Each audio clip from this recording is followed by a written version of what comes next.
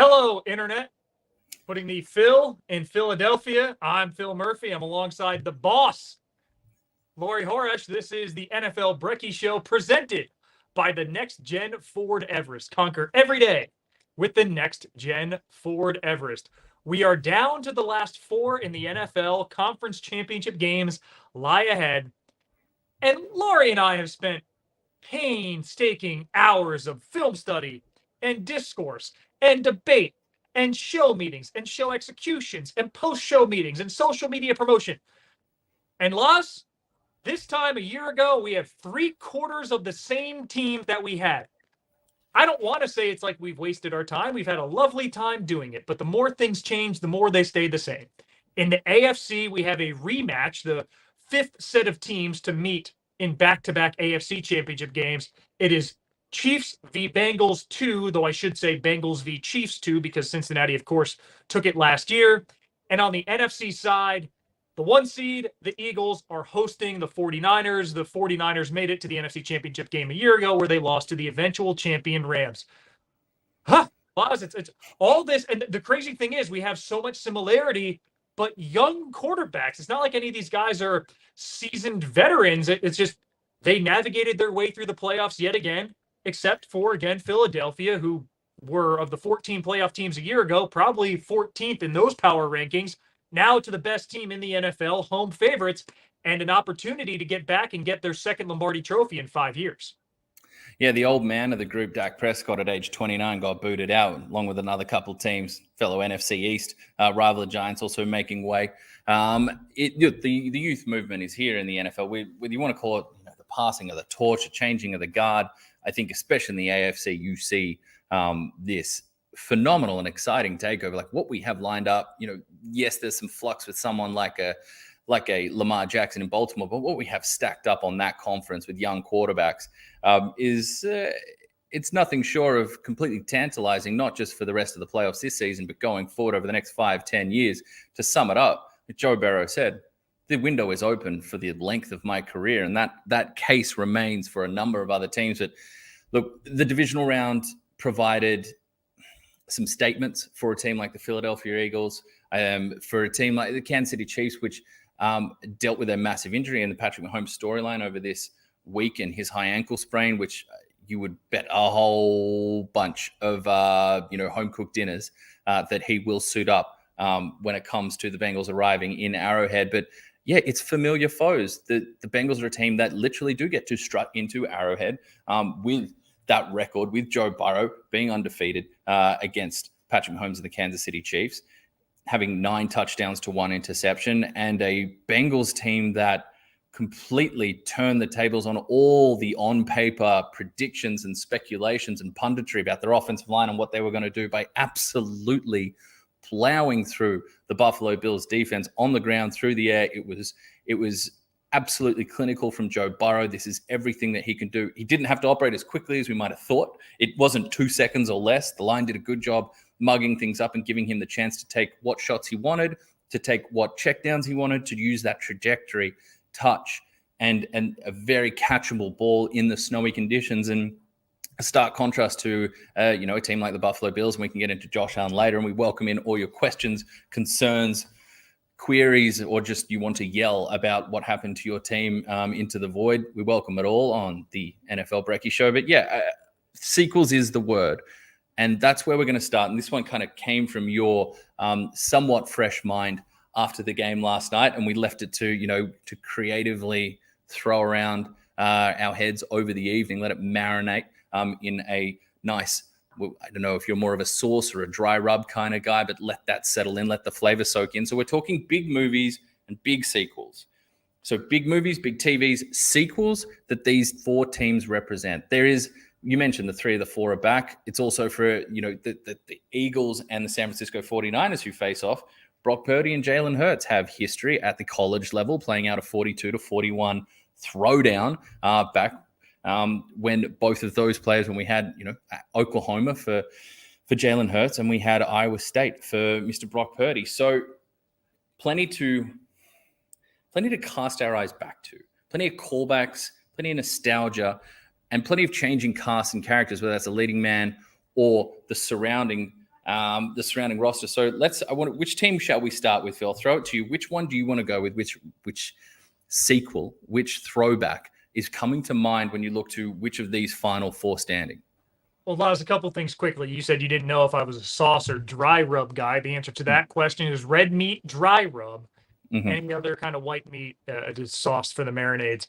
Average age of these quarterbacks, 25.3 years. The Elias Sports Bureau says that is the youngest average age ever for a conference championship game. So to affirm your point by way of Joe Burrow, this is unprecedented, this collective youth movement in the NFL, which is good for guys like us who are going to be sitting on our couch and watching quarterback play at this level. It makes for objectively more fun games.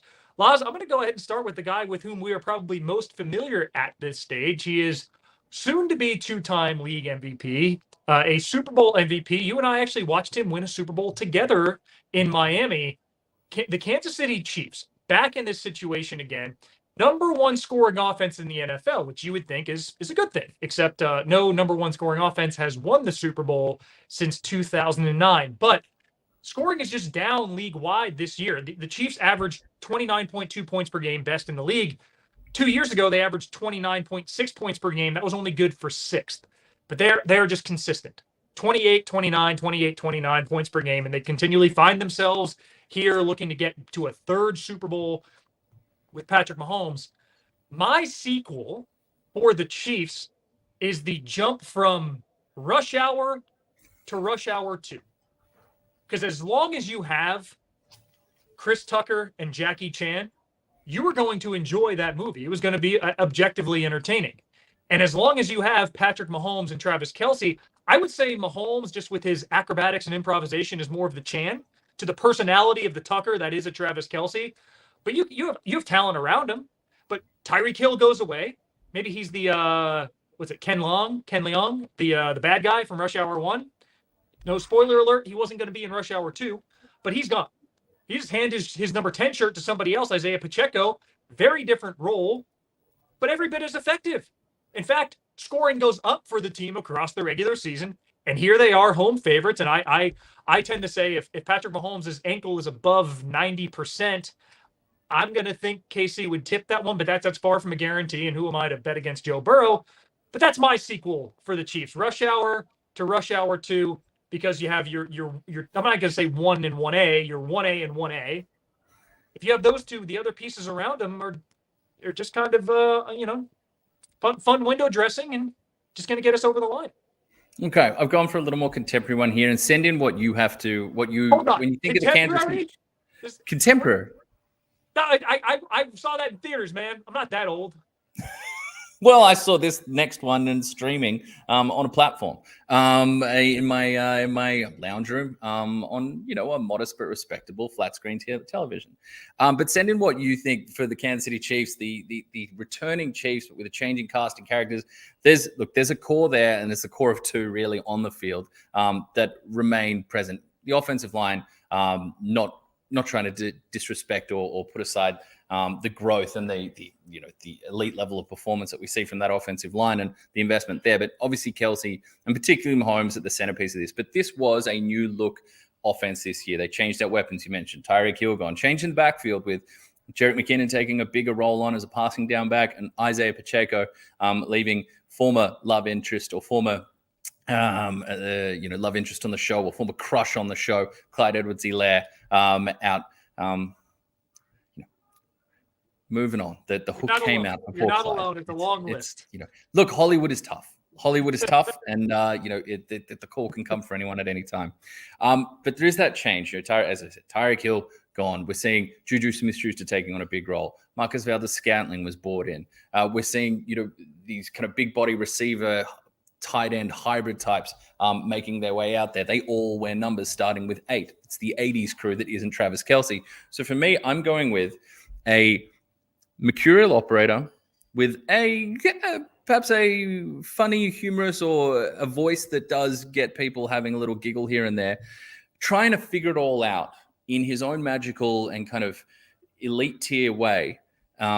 Certainly an aura surrounding him with a changing cast of characters. So for me, that is Knives Out to Knives Out the Glass Onion.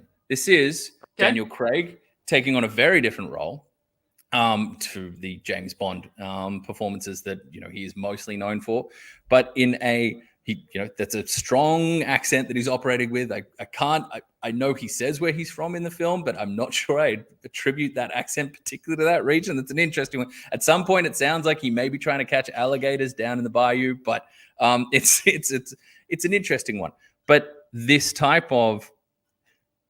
this known reputation and this known magic that this man operates with. I mean, the high ankle sprain is going to be the story, but within the first quarter last week, Patrick Mahomes gave us a jump man throw over the middle for a chunk gain to Travis Kelce, and then a sidearm sling within a matter of minutes. I think it was in the first half of the first quarter. We're talking the first 7-8 minutes of action, and that's what Mahomes is delivering. And he still is, I think, as much as Joe Burrow has elevated his game, is firmly in that tier underneath Patrick Mahomes, and he may be the top of that tier. He may have the number 2 quarterback in the league title to his own right now, particularly after what he showed and what the Bengals showed against the Buffalo Bills.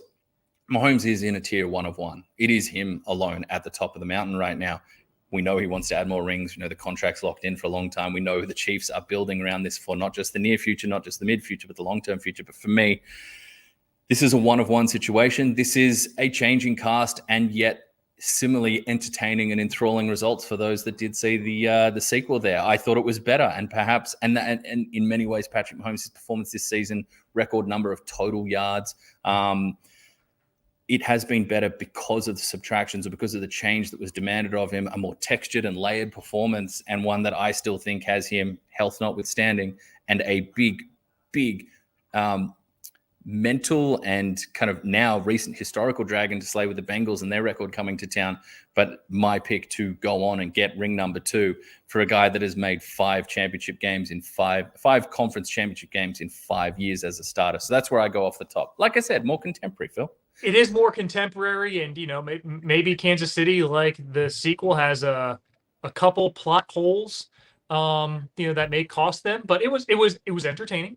It was entertaining.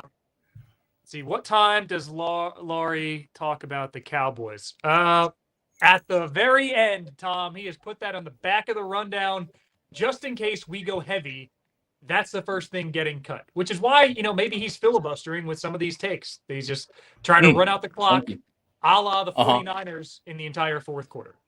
Just all you need to know about me and the Cowboys right at this point is that there was a lot of listening to Bruce Springsteen's The River and then in the pre-show, Laurie made the mistake of looking up the team for whom Bruce Springsteen I knew it wasn't going to be good. Yeah, well, he's from Central Jersey. I was praying it might be the Jets. I was praying it might be the Jets. It's the Giants. The boss likes the Giants. So anyway, we're not going to talk about the Giants anymore from their showing against the Eagles. They had a very commendable season that exceeded expectations. Brian Daboll should be the NFL head coach of the year. But the talent and where their quarterback is and just where they're at from a matchup standpoint against a bona fide team like the Eagles was shown. So no more Giants chat. I agree that Daboll should be coach of the year. A lot of people think Kyle Shanahan. And you mentioned Edward Norton, or the movie he was in, Knives Out. So that's where we'll go next. Okay. My second movie sequel, the team that we're discussing for it is the San Francisco 49ers. And with this, you have the same philosophy. Yeah, you add in another character, certainly in Christian McCaffrey, but your core is still George Kittle. It's Deebo Samuel. It's a terrific D-line. It's evolving and improving linebackers and secondary. But the fact that you took the face of the franchise, the quarterback, and just made a swap that hasn't really seemed to bother anybody. For me, it was the Edward Norton to Mark Ruffalo shift in the Avengers universe. And at the ceiling, they do the same thing. They get big and buff and they march down the field and they beat things up. That is the Incredible Hulk. Now we're in a position where, the unassuming guy, oh, shucks, I'm the last pick of the draft. My parents bought tickets to see this game, not to see me, but to see Tom Brady. Well, here you are, Brock Purdy, in a conference championship game as a rookie. And rookie quarterbacks starting conference championship games are 0-4 all time. No rookie has ever started a Super Bowl. In fact, only one rookie quarterback has ever taken a snap in the Super Bowl. Laurie remembers it well. Super Bowl 30, Cordell Stewart to spell Neil O'Donnell in an ultimate Steelers loss to the Cowboys. But Laz, in his relative inexperience, that may work in his favor if the 49ers get to the Super Bowl, because we've had 5 quarterbacks start 5 or fewer games in that regular season and then take over, go to a Super Bowl. Those guys are 4-1.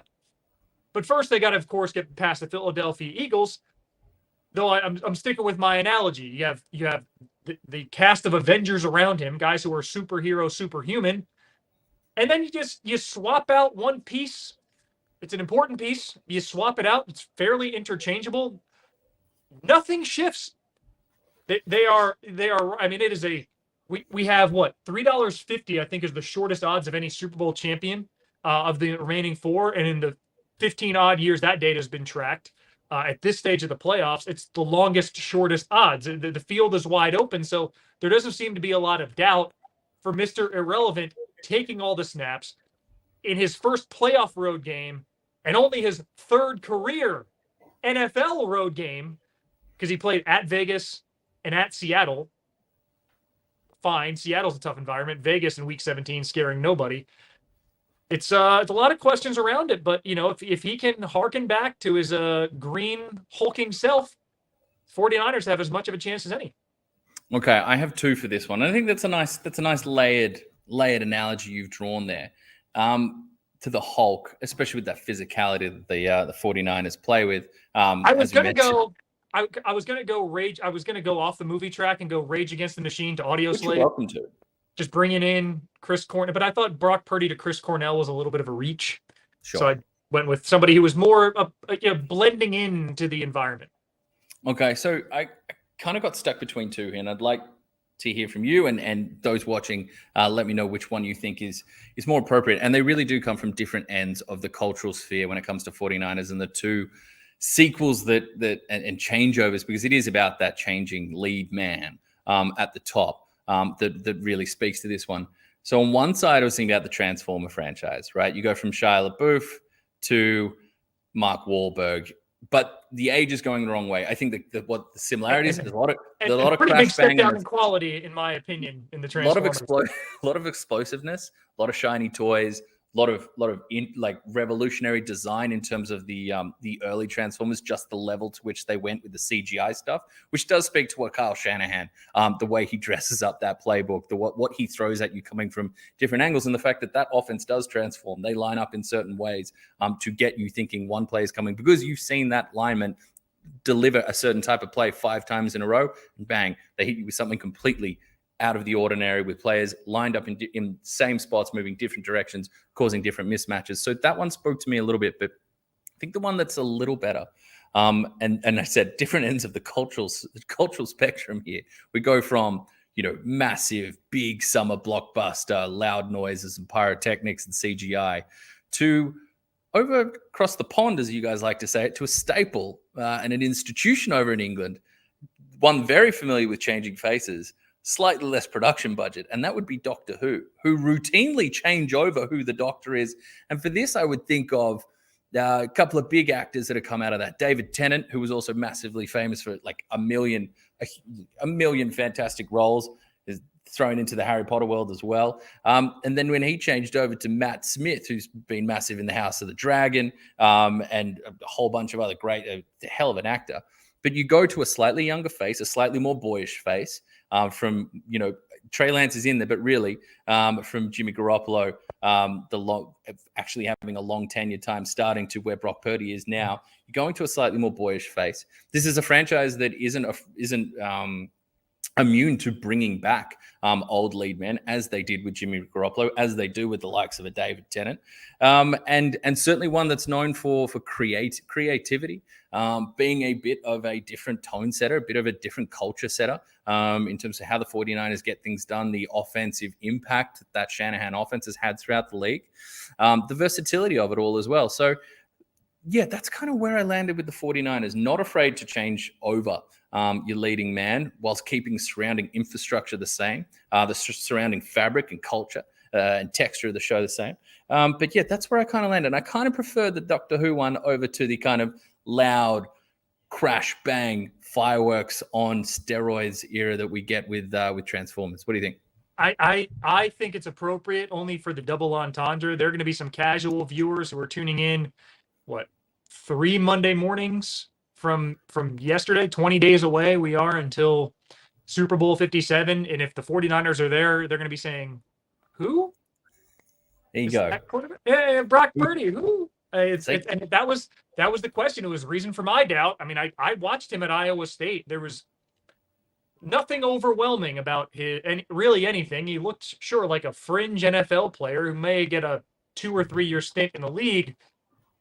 Whether or not this actually turns into him becoming a starter, won't be in San Francisco, I don't imagine, but elsewhere, maybe. But man, he has aced the fill-in role, and he's shown some serious mettle at home. Being able to do it in a road environment is going to be a different thing entirely.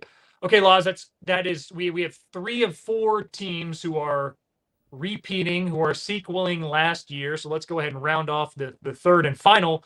Last year's Super Bowl runners-up, Joe Cool and his cats and kittens, the Cincinnati Bengals. And Laurie, last year, all through the end of the regular season, all through the playoffs, all in the offseason, you and I, when the EQB DB came to visit, you and I lamented the same fact. They do not adequately protect Joe Burrow. And to your point, they've been operating at a faster pace.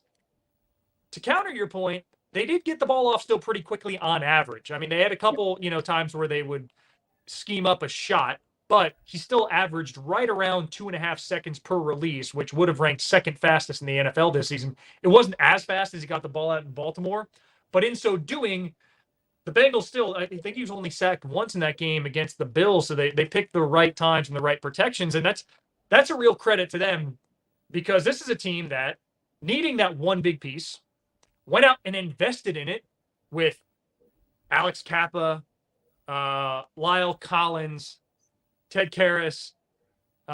They went into the draft, got Cordell Volson. They really did all that they could to bolster the offensive line. And for 15 weeks, it was the same 5 dudes starting every game. They were one of 2 teams that have that happen through 15 weeks. And then Kappa goes down. Williams goes down. They lose Collins for the year on Christmas Eve. Dang, man, we're right back where we are, except they did the terrific work protecting him. So you look at the rest of the Bengals, though. Skill positions, all the same guys. Joe Burrow, Joe Mixon, Jamar Chase, Tyler Boyd, T. Higgins. Yeah, they traded tight end. They got rid of C.J. Uzomah, brought in Hayden Hurst, and he was terrific against the Bills. I'll get to that in a second. But then even defensively, you look at their starting lineup from the Super Bowl last year, aside from Cam Taylor-Britt, who they drafted out of Nebraska, it's basically the same dudes. It's the same exact cast. We are back here, but maybe even a little bit better, a little bit enhanced and tested, and perhaps that offensive line that has been decimated with injury for the last 2 weeks, having to bring Jackson Carman back in and kick him out to left tackle. Kappa's questionable. Jonah Williams is a chance he plays at Arrowhead. It'd be terrific if the Bengals could get those guys back. So to my sequel, same cast, one notable, worthwhile, strong enhancement. It's Ocean's 11 to Ocean's 12. Okay.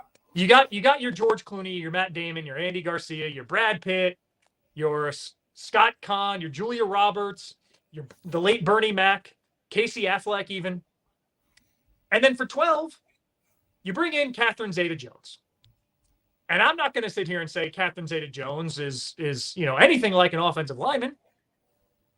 But it's an improvement, I think we can say, objectively. And where I thought this was just magic was in my notes I put CZJ for Catherine Zeta-Jones. And I said the Bengals got rid of CJ Uzomah. So it almost just works so perfectly. So that is almost. That's what I got. That's my sequel. It's the same cast, same storyline, same approach, same swagger. I mean, golly, what was George Clooney's character name in that movie? I'm spacing on it now. Danny Ocean. Danny Ocean, of course. Ocean's 11. Danny Ocean. I mean, that is a perfect alter ego for Joe Burrow.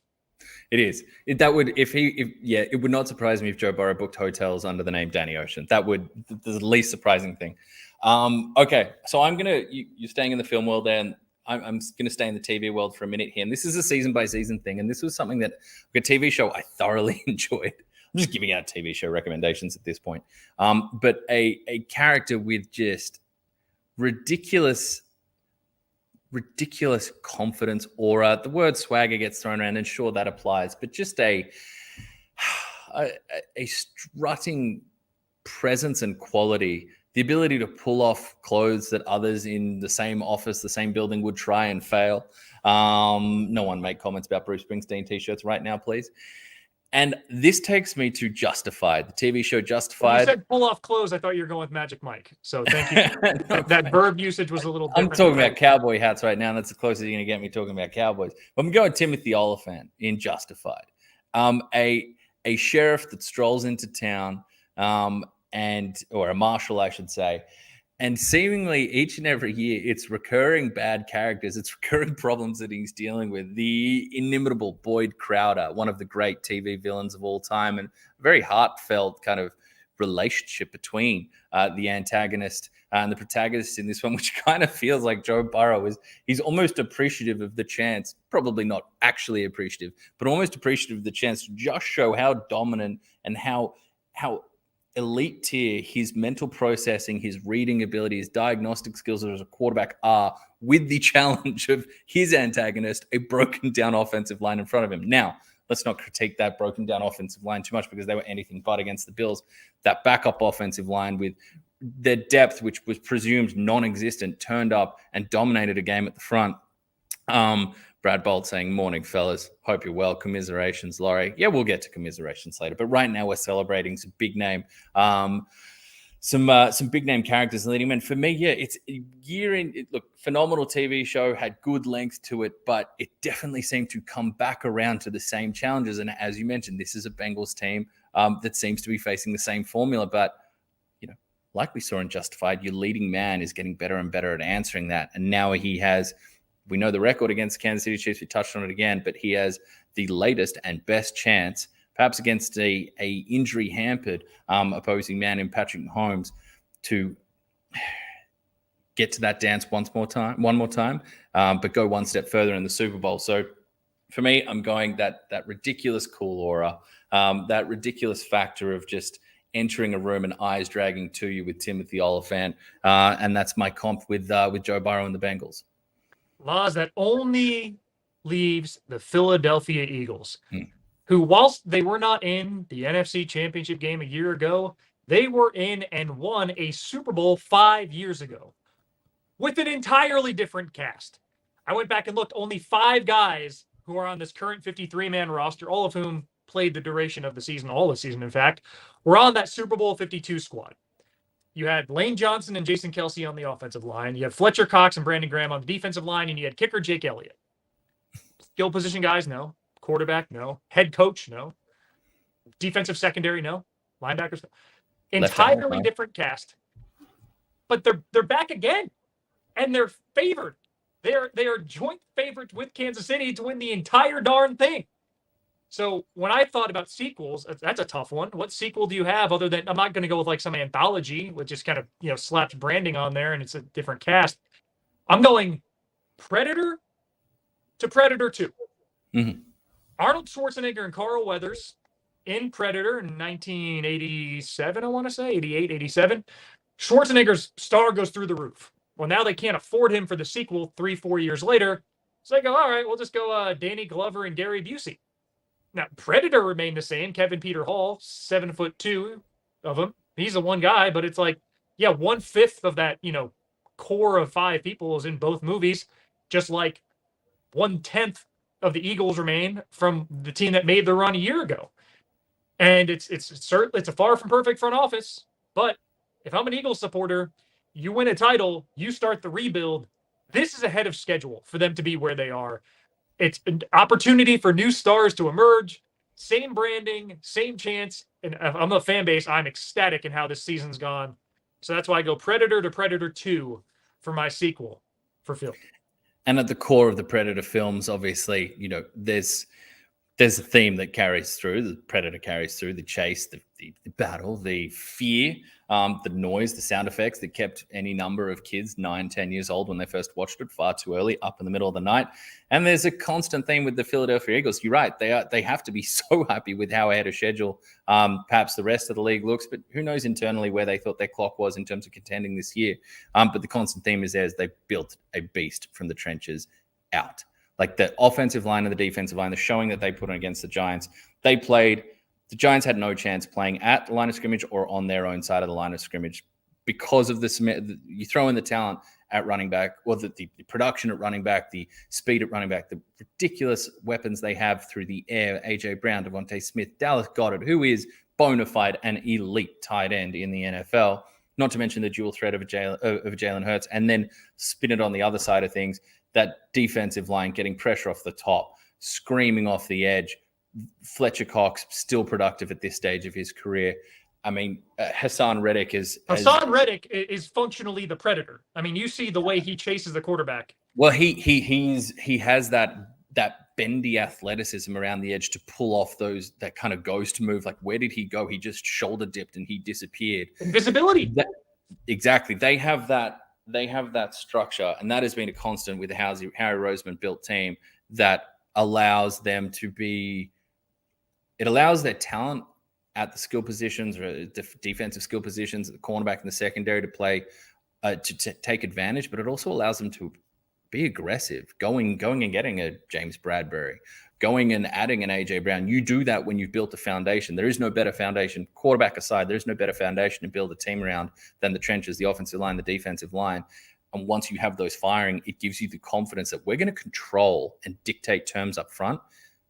Now we know that we can put pieces in place where the mystery of adding outside resources is it's not eliminated. Free agent acquisitions, trades can still go wrong, but you know you're going to put them in position to be playing on the front foot, to be playing confidently, knowing that business is being taken care of in front of them or on the inside in the nitty-gritty part of the game. So credit to the Eagles for how they've turned this thing around. You know, all the articles and stories that, you know, based on the internal combustion engine that is Philadelphia Eagles, sometimes that is an organization that, judging by the stories we hear, the reporting we hear, that values and at times stokes internal tension to get that creative production and creative solutions and kick the operation forward down the road. So for me, looking at all of that, I came up again. I was caught in between two. My heart really wanted to go to Tokyo Drift because you do have the changing leading man. Yeah, I almost did that one for you. I almost did that exact one for this team. And I have a soft spot for Tokyo Drift. And, you know, the hardest part of watching Tokyo Drift with the death of Han spoiler alert, has become a little better with perhaps how the narrative was taken down the road. Spoiler alert for the plot reveal, or spoiler alert because every car is a spoiler? I've said down the road and you said spoiler. That's enough from you and me because we're getting, you know, we both have kids. We're in our 30s. The dad jokes, like we need to just watch the brand here for a minute. But yeah, I thought about, you know, you got the changing leading man with Vin Diesel. A dad joke episode of Brekkie Show. Or do you think? How are we keeping that under an hour? Ask for their logo to be removed from that one. How are we keeping that under an hour? But I think of, yes, the changing leading man, obviously Vin Diesel making a tiny appearance at the end there, but this one handed over. You have no, rest in peace, Paul Walker is not present in this movie, a new cast of characters. And I think a movie that you know continues to hold up, and you know while it received some criticism at the time, it's a unique chapter and has been built around as that franchise went on. So that's one that came to mind. Not to mention that as we talk about names escaping us, you know, Lucas Black, our lead man in that, also a quarterback in the Friday Night Lights movie. So there is some football ties in there. So unfortunately, wasn't perhaps the most his role, perhaps not one with the most longevity in that Fast and the Furious franchise compared to others. And the other one I circled around to while we're sticking on football, while we're sticking on Friday nights, the Friday Night Lights TV series. You know, the final two seasons there, we've gone from Dillon to East Dillon. We've gone for blue kits and blue jerseys to red. We still got Coach Taylor there, but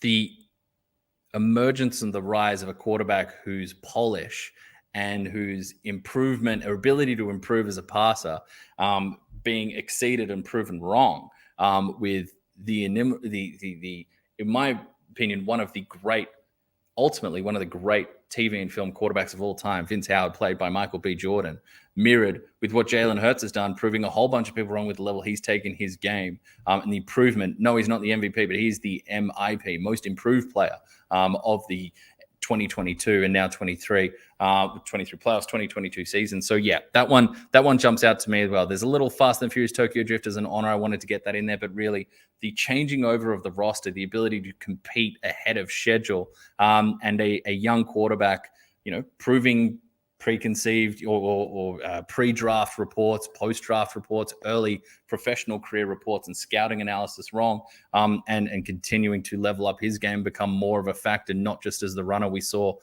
in his early days at the college tier, but now at the program with deserving 1 seed and setting up for one hell of a showdown in the NFC title game. Laz, when you mentioned Michael B. Jordan, one came to mind, and I don't know if it was too on the nose. I might not have gone with it, but the Rocky franchise to the Creed franchise, a couple hat tip holdovers between the two, Philadelphia based. I mean, we're running up the stairs. That's where they had their championship parade with Jason Kelsey and all kinds of crazy gear. A couple cameo holdovers from the previous films, namely Sly Stallone. So that's another opportunity there for Philly. And you could argue, not a greater legacy, right? No one's trumping Rocky's legacy, but pound for pound, I'm gonna go ahead and say it. Get your scorching takes out. Creed's a more entertaining movie.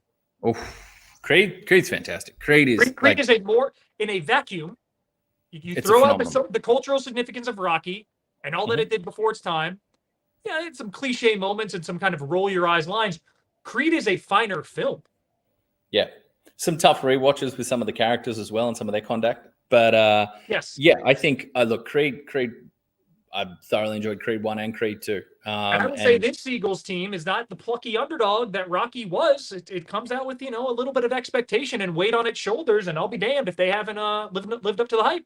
Well, and you know what? I'm going to let you go to Twitter fighting territory while we're on, Creed and Rocky with Chad Ryan, who covers the Washington Commanders, an Australian, who wanted to throw the Rocky and Apollo Creed comparison too fitting for the Chiefs and Bengals, putting aside the Philadelphia connection there. You guys can argue that one out, but we want all your takes. Phil, that's our last comparison. That's our last sequel throwback. Other than, people want to know when I was going to talk Cowboys, here's a little bit.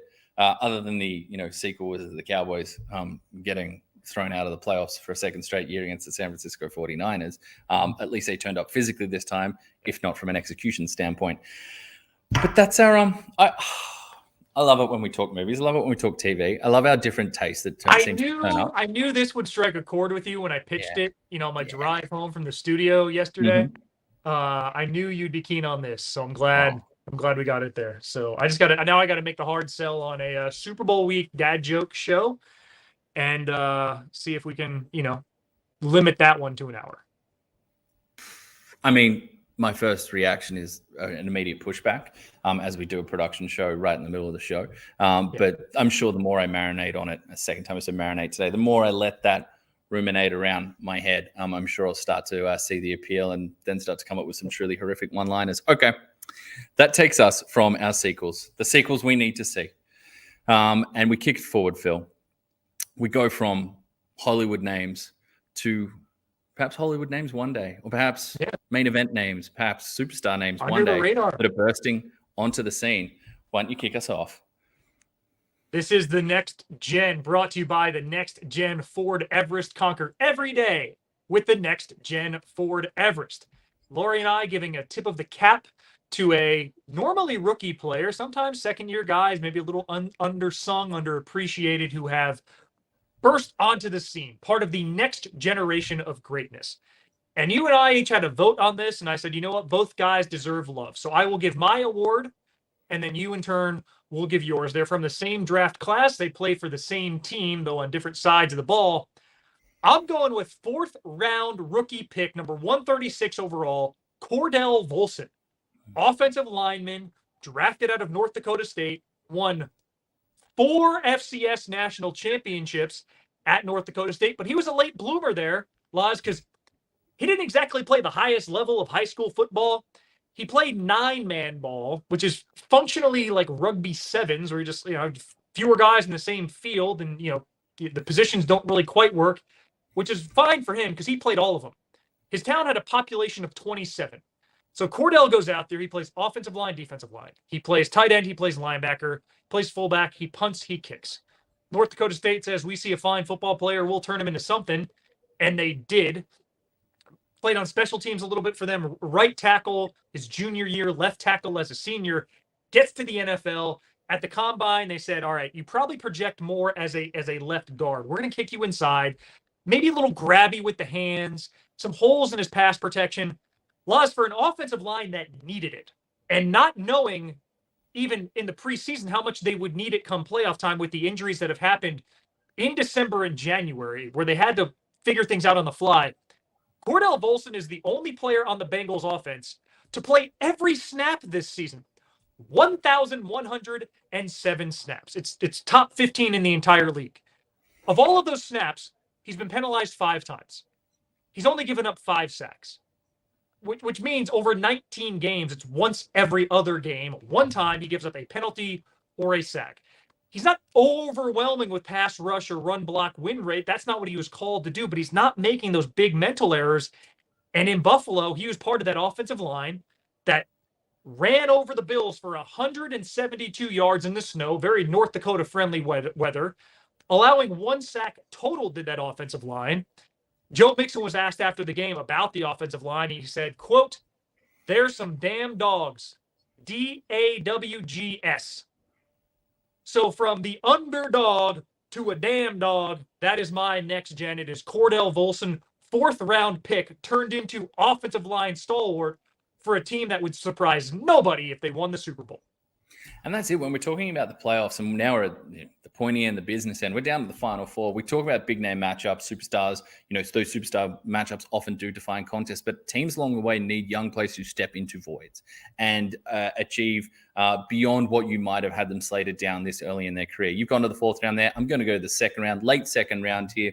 A lovely part of the draft, a part on day 2 that we love. You start getting into that 50s, 60s, 70s range. You see some of the talent just screaming out. Cam Taylor-Britt, cornerback, Nebraska to Cincinnati, steps in with likes of Chidobe Awuzie, falling to injury.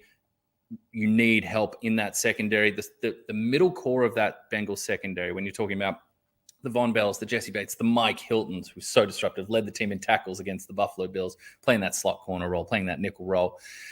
That remains, but as you have shifting parts and inconsistency out wide, like the Eli Apples of the world, Cam Taylor-Britt has come on with increasing consistency in his performance. He has some splash plays in this game against Buffalo. He's the pass breakup on Gabe Davis on a deep route, and then he has the closer. We talked about closers, which teams have those players that really can step forth and end things. He has the closing interception late in that game, coming off, peeling off deep, undercutting that ball and helping secure that victory and put this thing away. Cam Taylor-Britt, coming out of college, he showed the ability to stick with some very good receiving opposition and competition at that level. Like a lot of young corners, you're looking for maybe a touch more consistency in route anticipation or route recognition, but he's well put together at around 200 pounds for a cornerback. Watching him, you'd swear he was like 6'2". He measures closer to 5'11", but that physicality came through, bringing down ball carriers, run support. He made those plays jump off film, and he gave you that impression that he showed you. Then he goes and runs under sub 4.40, 4.38 and 40. 4.36, 4.38. Now you start, okay, he's shown me he can do it. Yes, we'd like a touch more consistency, but he's shown what he's capable of, and then his metrics show exactly what type of talent we're working with here. And he has that mentality. In a defensive scheme with Lou Anarumo that's going to ask you for a whole different looks, to be disciplined, to know what the rules are, to know what to rotate out of, depending, regardless of what the front is, they're not a consistent team in terms of the coverages they'll get to from different alignments. They'll rotate things late. They'll change things up late. That asks a lot of that. He's shown the mentality, the commitment, and now increasingly consistency, pulling out one of the best games. His first career interception, he gives us snow angels. He gets a game ball. So Cam Taylor-Britt absolutely gets my nod. And a rookie class for the Cincinnati Bengals that have, like we said, there's been some familiar storylines with some of the hurdles they have to overcome this season. And yet this is exactly the type of answer you're looking for down the stretch, is these young players elevating.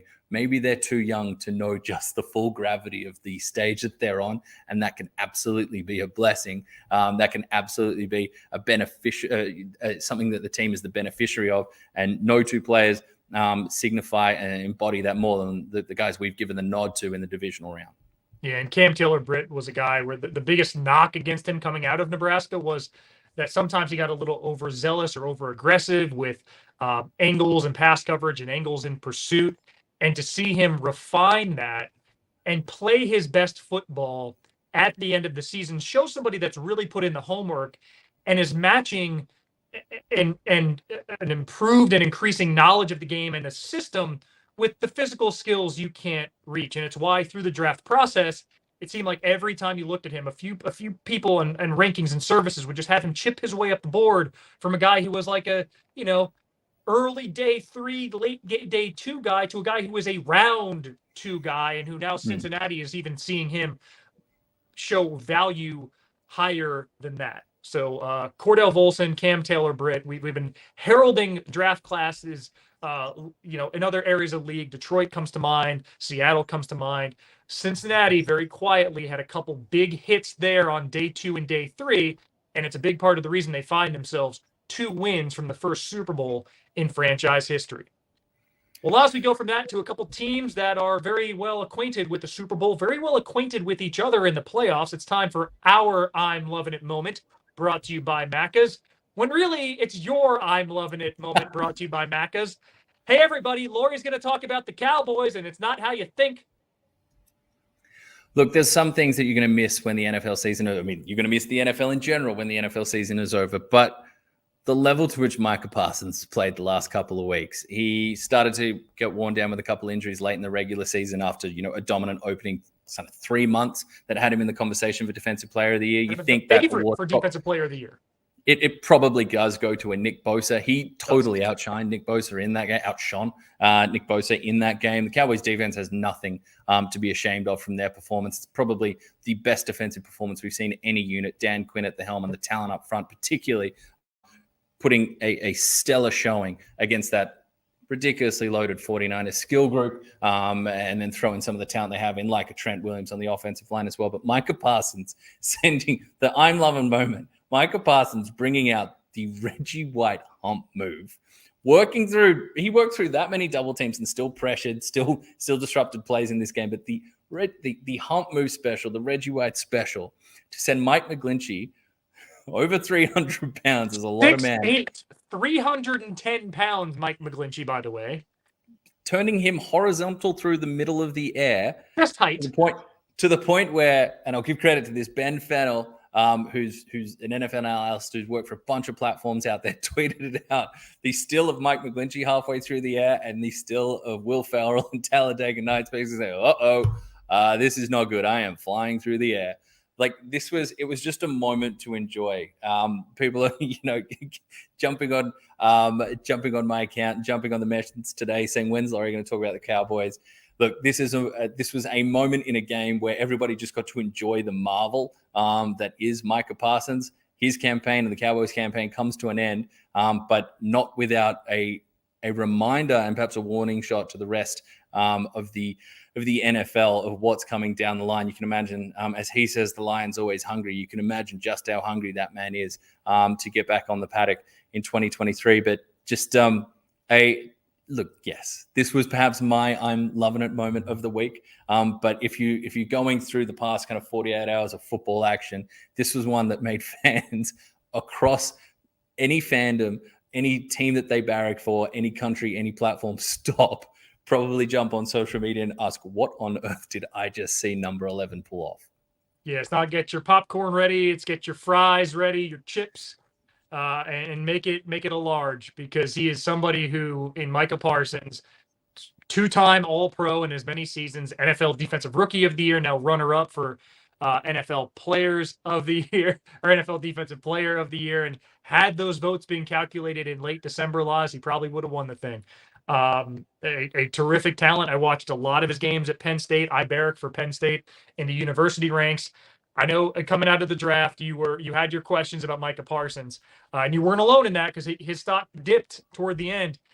He has been an otherworldly talent in the NFL and just showing that to take one of the largest men in the league and chuck him like, I don't know, I would a comforter when my wife's trying to get me to help her fold some sheets. It was stunning. And it's something that, the 49ers will quietly laugh about in the film room, but like the rest of the NFC East has to be saying, golly, we got to go up against this guy for how many more years? He is a game-changing player on the defensive side of the ball. He is a relentless pursuer, terrific tackler, absolutely complete. And 2 seasons in, I don't think it's premature to say he is on a Hall of Fame trajectory. One of the best social media viral moments, in-game viral moments we've seen all playoffs, and it's why it is our I'm Loving It moment, brought to you by Macca's.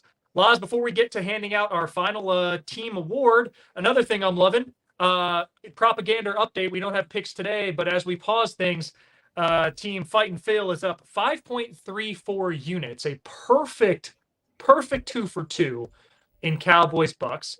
Laz went an impressive 1 for 2. You ended up, plus 0.05 units on the day. Didn't get your defensive or special teams touchdown, but propaganda, just to update the people, this is the People's Show. After the divisional round, over the course of 19, 20 weeks of sample size, the Fightin' Phils plus 534 units on the lowly Lazes. Yeah. Look, we're talking sequels today, and this is a sequel to your performance last week. Just like my performance in our Super Bowl champion draft is shaping up like a sequel, with 3 of the final 4 teams residing on the Horesh Homers, Fly, and just one. Eagles, fly. Just one of the final 4 teams. It's my only team left. I was feeling good about the Bills. Was it the Fillsbury Doughboys? Was that your team? So yes, whilst I am guaranteed to have the AFC represented by the Horesh Homers, having plucked both the Kansas City Chiefs and the Cincinnati Bengals, it is you and me throwing down in an NFC showdown your Philadelphia Eagles, and for 1 week only, my San Francisco 49ers. All right. I'm glad you got that brag in, but I hope you respect the fact that I had my return of serve ready and waiting. You did. We can go back to Philadelphia, though, if you'd like. I think it's only appropriate that we go back to Philadelphia. Do we start with the ECW chants again? Because we are back in the territory that they made famous, but with our... Phil, would you like to take the mic for a second, go full road dog, Jesse James? Ladies and gentlemen, boys and girls, children of all ages, the NFL Brekkie Show proudly brings to you the tag team champions of the world of the week, Miles Sanders and Kenneth Gainwell. How many times does the title stay in Philadelphia this year? I mean, appropriate, right? The manner of... They're winning a lot of games. Doesn't hurt. The physical football they play, it speaks to it. The tandems that they have, they've had bigger name ones. We've talked about their pass rush before. We've talked about Devontae Smith and A.J. Brown before. But their punishing efficiency, their scything way that they run the ball, it is one of the overwhelming factors of that roster.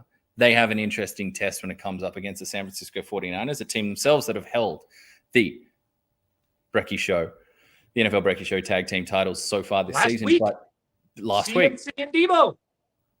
Both getting touches in the backfield. This has become a backfield award late in the season. But their ability to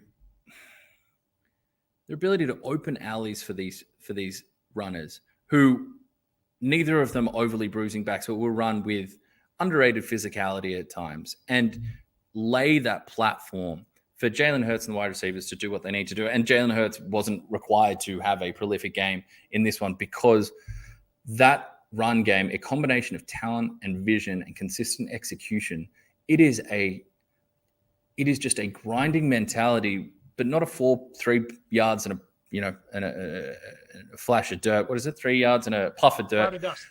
Cloud of dust. What are you? 3 yards of a cloud of dust, 4 yards of a cloud of dust, even 5 yards of a cloud of dust. These guys are, well, now it's like touches. That rubbery, tire thing that gets caught in your boots. It's like 19 touches for over 200 yards.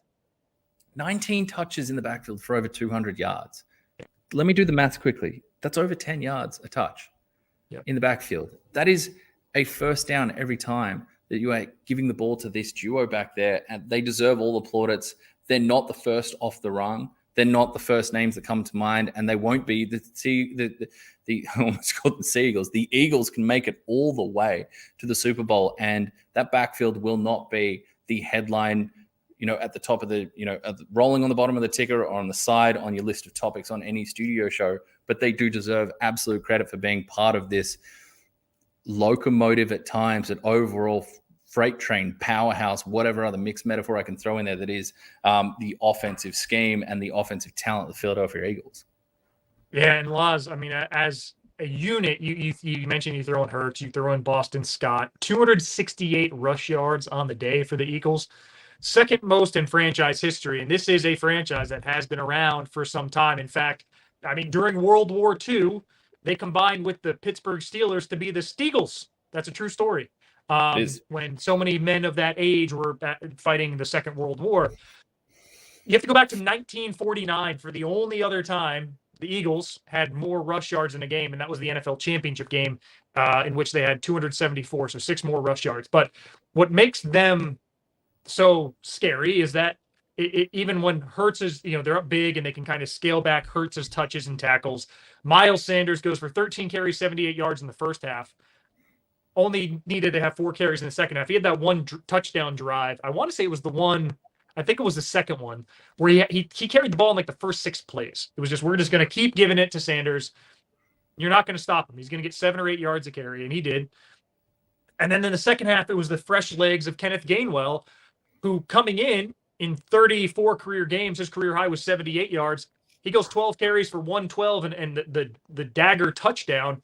And it's just, man, this team is relentless. So if they have somebody, we saw with the Cowboys, or Tony Pollard rather, goes down with a high ankle sprain, and now it's your $90 million fullback / center who's getting all the carries. The Eagles, they have a matter of depth with their rushing attack that if one of these guys, you don't want it to happen, but it's the reality of the NFL. If one of those guys picks up a small injury, you can easily substitute in a Boston Scott or a Kenneth Gainwell or however you want to do it, and still be as effective running the ball, which is such a staple of what they do behind that behemoth offensive line. Let me just correct myself for a second there. It was 29 touches for 202 yards, which is 7 yards a pop. Not 10 yards a pop, but still 7 yards a pop. So while it's not a first down every time you handed it to them, it was almost a first down every time you handed it to them. The point remains the same. This was overwhelming. As a team, there was 44 carries for 268. It's over 6 yards a pop for everybody. It's that level of football, and that's what we were talking about earlier. This Eagles team's ability. We've hit 57 minutes, so we need to get out of here before we get. We're not going to. But the questions are coming in, and we got a good one to finish off the show. But this is what we're talking about. If the Eagles play on your side of the line of scrimmage, if they are constantly getting pushed in the run game and they're getting protection for Jalen Hurts, and they have the offensive line to do so, if you're not able to disrupt every skill position asset they have and the playbook that they run is too efficient, too potent to be able to contain. We saw that play out. See if the 49ers, a much stiffer test than the New York Giants, who aren't without talent up front, but a much stiffer test in total. The battle between the likes of Dre Greenlaw and Fred Warner behind the Nick Bosas of the world and the rest of that defensive line up against what the Eagles throw is tantalizing. All right. We're certainly not talking champions of the world here. We'll pivot back as we close this one out. But we do have comments coming in, and I'm sure you'll enjoy this, Phil. From Brad. Can we get a Laurie Phil breakdown of that final Cowboys play that was run? Phil, would you like to lead off? Would you like me to throw this one? Well, I mean, the breakdown, you appreciate it was a low success situation, and it was they were in non-Hail Mary range because twice Dalton Schultz, normally very fundamentally sound, loses forward progress in the field of play. He kind of, pulls up his intensity prior to the sideline and gets moved backwards while in bounds. So the referee correctly winds the clock. So now Dallas is going with a running clock instead of a stop clock. Then Schultz again very lazily doesn't get his second foot down in bounds. Everybody thought it was a catch on the live, but then you look at the replay. No, he did not drag the foot as the fundamentals would say he should. So now instead of, a chuck it to the end zone prayer near midfield, which it should have been, low success rate, but possible. They could have had a miracle, come together at Levi Stadium. They're at their own 30. Dak Prescott can't throw the ball 75 yards on the fly. I don't know if anyone in the NFL can. So they got a little creative. Shouts to Mike Leach in the ninja formation where your offensive linemen are out wide. And it seemed like, I don't know if we need Sam Bruce on here to do some analysis. It seemed like, a drill you would run, on a rugby training ground as opposed to an NFL game. It seemed as though the play was meant to be Elliott snaps it to Dak, who throws it quickly to, wasn't Michael Gallup? Who was it who caught it? Kevontae Turpin. Kevontae Turpin, yeah, your punt returner. And then you start, passing it along. And you can't punt the ball forward, guys, but it seemed like that was going to be the goal, except it seems like when they ran it, the other defense stood still. And there's this great old school Jim Carrey bit from one of the Saturday night live shows where he's teaching a self-defense class, and the whole self-defense class is predicated on an attacker going at you like this. And if the attacker doesn't go at you like that, then Jim Carrey's self-defense is worthless. And in the fact that the defense actually wanted to take out a blocker, which they had every right to do, Ezekiel Elliott, your center, and a receiver who was looking for the old hook and lateral before he could even get it off, get the pitch off. You get that moment that just becomes the punchline of the day. And I don't know, Laz, I'm sure you can add a lot to that. They didn't have the late Jonah Lomu out there, so whether they were going to try and get the ball number out wide. Number 11 is Michael Parsons. He would have been terrific if, I don't know whether they were trying to get a convoy of offensive linemen out wide and get a ball running behind them and just try and mow through down the field. But that play, Ezekiel Elliott taking the snap and getting immediately trucked, there's a very, very real possibility that was Ezekiel Elliott's last snap as a Dallas Cowboy. And he made the snap. Look at that. And it was at center and then getting absolutely pancaked. There's a chance that closing sequence with Dalton Schultz was his last place as a Dallas Cowboy, with Peyton Hendershot and, in my opinion, more prevalently, Jake Ferguson waiting in the wings, and the Cowboys a couple $100,000 over the salary cap as it is. And in my opinion, more pressing re-signings like a Terrence Steele needing to be done. Tony Pollard, who suffers, the leg break to go with the high ankle sprain. He's going to be recovering and rehabbing when free agency opens in a couple of months' time. Tough to see, but he would still be more of a priority than Dalton Schultz, who's going to command, you'd think, probably in the $10+ million a year round. I don't think the Cowboys have that money. Could his last exchanges and last appearance as Dallas Cowboy be capped with a couple of sloppy mistakes? It was the play design itself didn't have much faith that was going to be pulled off. The Dallas Cowboys haven't pulled off a great deal of those type of designs over the years. The fact that they didn't get themselves in position due to their wasted time before punting on 4th and 10 to give the ball back to San Francisco with just over 2 minutes left. That wasted time combined with just the poor execution on that drive, not even getting close to having a shot at the end zone. That's type of loss. The fact that the offensive side of the ball failed, special teams had its issues, despite the fact that Kevontae Turpin was one bounce to the outside away from leveling the thing at one point, had the opportunity. Don't know why he spun back into the punter, but I'm not a 4-2 running kick returner. Regardless, that level of sloppiness, Jerry Jones says that there's no change. It had no impact on Mike McCarthy's job status, job security, whatever you want to call it going forward. But that type of error, the late game sloppiness, the late game decision-making, the late game time management is the type of stuff that has recurred for Mike McCarthy. In my opinion, it's why his future as the head coach of the Dallas Cowboys should be an open conversation right now. You get credit for it's been this many decades. It's been so long since they've had double-digit back-to-back win seasons, since they've had playoff back-to-back appearances season to season. But when you look at, and not trying to, take respect off the victories that they had. It's hard to get a victory in the NFL, but this was, despite being a first place schedule, it was not a difficult schedule compared to the other 31 teams in the NFL. And the opportunity cost that could come for a Dallas Cowboys franchise that looks like it may very well opt to keep Mike McCarthy, whilst the likes of Dan Quinn, especially after that showcase performance from his defensive unit, particularly through 3 quarters, limiting the Debos, limiting Christian McCaffrey, making Brock Purdy look far from the next Tom Brady. that's a showcase that you think would absolutely get him a head coaching job. If you're not going to make him head coach of the Dallas Cowboys, he's likely gone, as well as the rest of, they call it, kind of the brain drain that could happen on that defensive side of the ball. It's sadly, for a team that physically turned up, they didn't execute. They weren't schematically as efficient, effective, or well-oiled as they need to be, despite being ready for the physical contest, particularly both lines of scrimmage. Dallas Cowboys, you've been waiting for those who've been waiting all show for me to get into this. That's where I think they're at. I think there's a lot of headlines today talking about Dak Prescott, a quarterback who, over significant sample size over his career or just the last couple of seasons, when you want to get critical, finds himself in the top 4, top 5, top 6 of EPA per play, whose basic number stats, counting stats, show that he is a highly productive, nestled in that top 6 to 10 quarterbacks in the NFL. The fact that that's a conversation, not wider things, is frustrating, but it's not unsurprising.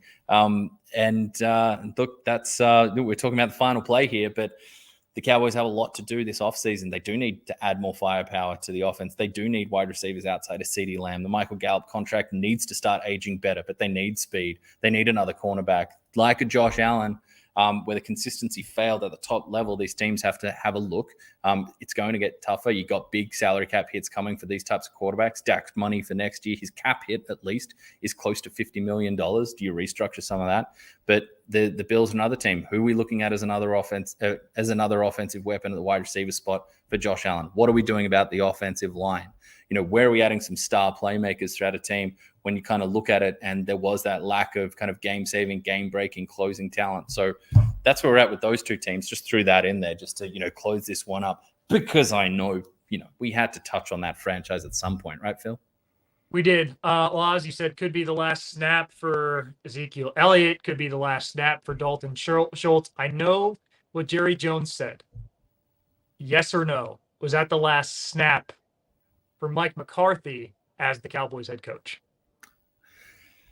No, I don't think it is. As much as I think that should be the move. And it's, never nice talking about job security, but in terms of that franchise and where they need to go, we're talking 3-year sample size to take the next step, to reach that next level. And yes, there's been injuries, but they've had their opportunities and they've failed to do so. Haven't met the brief. I think they should, but no, I don't think they will. We'll say, though, that Jerry Jones and Stephen Jones, don't read into it too much, but they did not make their regular radio appearances on the local Cowboys radio station to start the week. Nothing to see there, maybe something to read. They've done that before. They haven't done it. We'll see. But no, I do think Mike McCarthy is back in so many words. And quickly, what's next for Josh Allen? We talked before the show. I'm not going to say the Bills championship window is shutting. I mean, look at next year's Super Bowl odds, which are already available. They have the second shortest odds. But things get a little bit more challenging for that front office. This was the last year of the rookie pay scale for Josh Allen. You blink, and next season now, his hit on the books in terms of cap hit and his base salary both go up $16 million. It's not insignificant, but it takes away the ability to have a house money flyer on a Von Miller like they did this year that didn't pan out due to injury, but $60 million guaranteed to somebody who's on the wrong side of 30 with an Achilles tear on his CV. They rolled the dice. It didn't pan out. Now Buffalo has to be a little bit more precise, and you have to question the games in which they lost, which includes this one. We saw some of the reckless Josh Allen that got him into trouble prior to the full Brian Daboll transformation. And listen, man, it doesn't get much nicer for the weather in Buffalo. Mina Kimes is among those who said this team needs to build a dome now if they are keen on building an offense this way. And she's not wrong. I mean, if that game's in fair weather in Cincinnati, I'm not saying the Bills win it. I'm saying they have a better chance. They seem like the team that was unaccustomed to cold weather, that was in a road environment, that was slipping around, unable to find their footing in a zone. So the championship window is not shutting for Buffalo. It just, after AFC championship game loss, divisional round loss to the two teams that are still playing and aren't getting that much older. They have young guys at QB.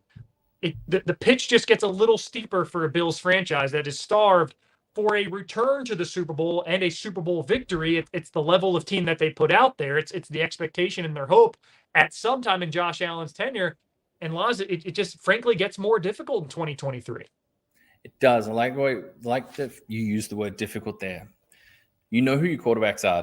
Dak Prescott is almost 30. You know how he's going to try and win this game. And for Josh Allen, a little bit younger, but you know what his skills are. But you also know what his weaknesses are. We do know that he has the chaos factor in him. He does have that playing a little wild, breaking out. Gunslinger. Yes, he does have that in him. He's been at his best when he's curtailed that, not gotten rid of it, but curtailed that and used it more efficiently. For me, for the Bills, that starts with, you don't put him in a position where he's going to be more tempted to do that or more pressured to do that. Build that offensive line. Give him some easier answers or some more available talent at the wide receiver spot, someone other than Stephon Diggs, because it hasn't happened with Gabe Davis. He hasn't taken that next step. Don't put him with your roster construction. Don't put him in a position where those weaknesses can get exposed. It's not tossing this around with you before, literally tossing the coin. I'm not sure it's the two sides of the same coin, but it's almost like a parallel opposite or something like that. Probably a redundancy of word that I've just used, or a phrase there. But with Dak Prescott, he's smart enough and he's cerebral enough to find the expert answer. But the Cowboys offense works best when the easy buttons and the easy answers are provided. That offense feels constrained at times because it doesn't have a stack of speed and things like that. Add some speed to it. Let the offense breathe a little bit. Give him encourage the easy answers. Encourage a play action, which went missing for the first half of that game. Encourage those things so that your quarterback doesn't lean into perhaps what comes naturally to him or what he's got a natural drive to do. Find the expert answers for Dak. Break out and cause chaos for Josh Allen. This whole season has been judging quarterbacks with more context. That's been one of the great lessons and teachings and themes of this season, whether it's, we said, Aaron Rodgers, Tom Brady, Patrick Mahomes, Josh Allen, Dak Prescott, whoever, Jalen Hurts, Brock Purdy. We are doing increasingly judging quarterbacks within the context of what surrounds them. Would you like to join this meeting now? As the audio changes over here, but that's what we're doing more of. So I just hope that's what both franchises put into place for both those quarterbacks going forward to give them more consistency at the business end. Let's get out of here. What do you think? Yeah, we have a full off season to discuss those guys. We have 3 NFL games remaining this season. AFC and NFC championship games on ESPN Monday morning next week. First game 7 a.m. in Sydney and Melbourne. 10 a.m. for the 10 or 10:30, I believe, for the second game. Again, keep it on ESPN for all your coverage. And Laz, we're talking sequels. That was the theme of our show. Don't assume sequels for this young crop of quarterbacks. They are the tip of the spear, as we say, for this young next generation. But this is the second time in NFL history we've seen all 4 quarterbacks at this level of the playoffs under age 27. Last time was 1996. Brett Favre for the Packers, Mark Brunell for the Jags, Kerry Collins for the Panthers, Drew Bledsoe for the Patriots. Of course, one of them won the Super Bowl that year. It was Brett Favre and the Packers over the Patriots, Super Bowl 31. None of those guys ever won it again as a starter. So if you do support one of these teams, enjoy the now. It is very difficult to get to this point, and the greatness of this level is rare. So enjoy the games as you watch them this weekend. Laurie and I will be back next week for the NFL Brekkie Show, presented by the Next Gen Ford Everest. Conquer every day with the Next Gen Ford Everest. Until then, keep it on ESPN.com.au for all your NFL needs. He's Laurie Horesh. I'm Phil Murphy. Thank you for hanging out with us.